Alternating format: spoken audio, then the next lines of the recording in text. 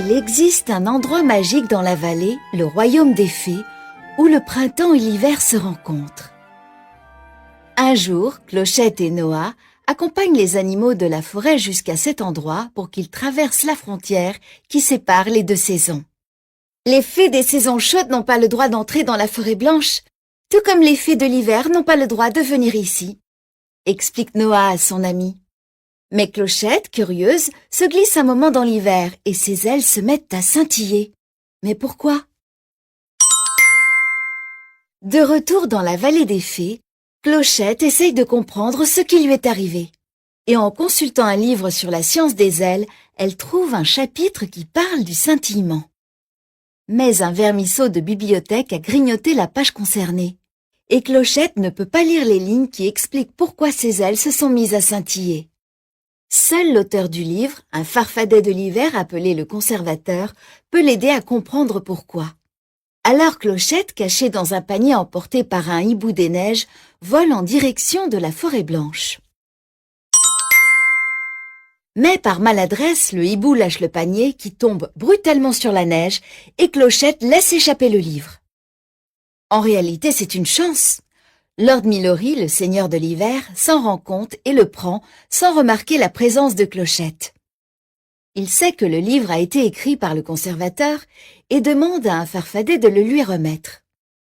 Maintenant, tout ce que peut faire Clochette, c'est suivre le farfadet pour qu'il la conduise jusqu'au conservateur.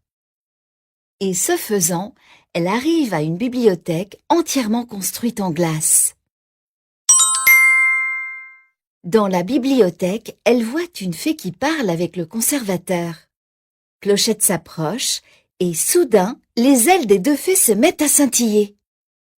Le conservateur, un vieux farfadet avec une moustache blanche, est stupéfait. « Moi qui croyais avoir tout vu !» dit-il, car il sait que seules les ailes de deux sœurs scintillent lorsqu'elles sont proches l'une de l'autre. Maintenant, c'est clair. Cristalline était près de la frontière quand les ailes de Clochette ont commencé à scintiller, et bien qu'elles ne se soient jamais vues, elles sont sœurs. C'est merveilleux. Mais leur joie est de courte durée. Le seigneur de l'hiver a un pressentiment et il a besoin de parler au conservateur. Et si le livre avait été apporté par une fée de l'été? Il leur est pourtant interdit de franchir la frontière. Si une fée du pays de l'été vient ici, vous veillerez à ce qu'elle reparte, ordonne-t-il au conservateur. Mais le gentil conservateur ne veut pas séparer les deux sœurs aussi vite. Il les laisse donc passer une journée ensemble pour qu'elles puissent faire connaissance, rire et s'amuser. Finalement, après une longue étreinte, Clochette doit retourner au pays de l'été. Mais elle a un plan. Et si elle faisait en sorte que le printemps soit plus froid pour que Cristalline puisse venir la voir dans son monde? Pour cela, elle demande de l'aide à ses amis, les farfadets et les fées. Et c'est ainsi qu'ils construisent une drôle de machine. Le canon à neige est comme une grande râpe à glace qui projette des flocons en l'air. Et cela fonctionne. Les amis de Cristalline l'accompagnent jusqu'à la frontière et sont très heureuses pour elle. Maintenant, la fée du givre pourra visiter le pays de l'été et elle sera toujours protégée par un nuage de neige froid. Pour Cristalline, c'est une véritable aventure. L'herbe, les fleurs, tout est nouveau pour elle. Clochette et les fées de l'été sont aussi émues qu'elle et elle lui offre une jolie fleur, une pervenche. Cristalline l'enveloppe d'une boule de givre pour qu'elle conserve pour toujours sa fraîcheur et sa couleur. Mais bientôt, quelque chose de terrible se passe. Il fait si chaud que les ailes de Cristalline ne le supportent pas et la fée est maintenant incapable de voler. Clochette et les autres décident alors de l'emmener immédiatement à la frontière. Revenue du côté de l'hiver, Cristalline se sent tout de suite mieux. Le seigneur de l'hiver se précipite à son secours. « Tes ailes auraient pu se briser !» la réprimande Milori. « Je suis navré, mais Clochette et toi, vous ne devez plus vous revoir !» déclare-t-il. Remplis de tristesse, les sœurs s'étreignent une dernière fois. C'est alors que la catastrophe se produit.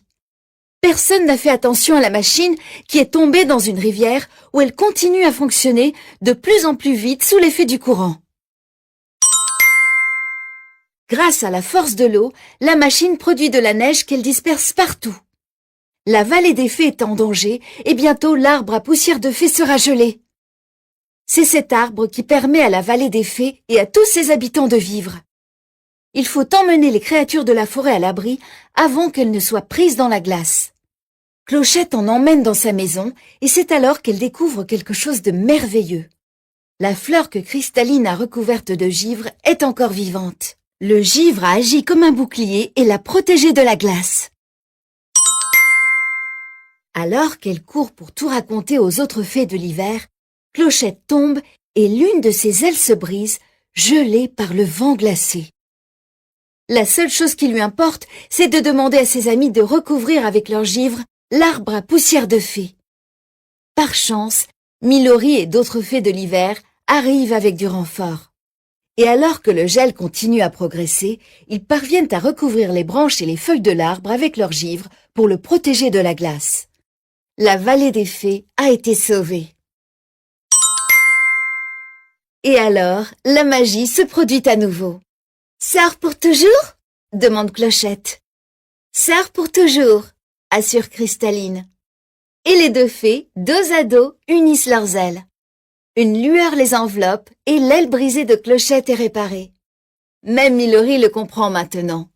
Ni la neige, ni la glace, ni l'hiver ne pourront séparer les deux fées. Dès lors, les fées de l'hiver et les fées de l'été trouveront toujours le moyen de passer du temps ensemble pour être d'inséparables amis.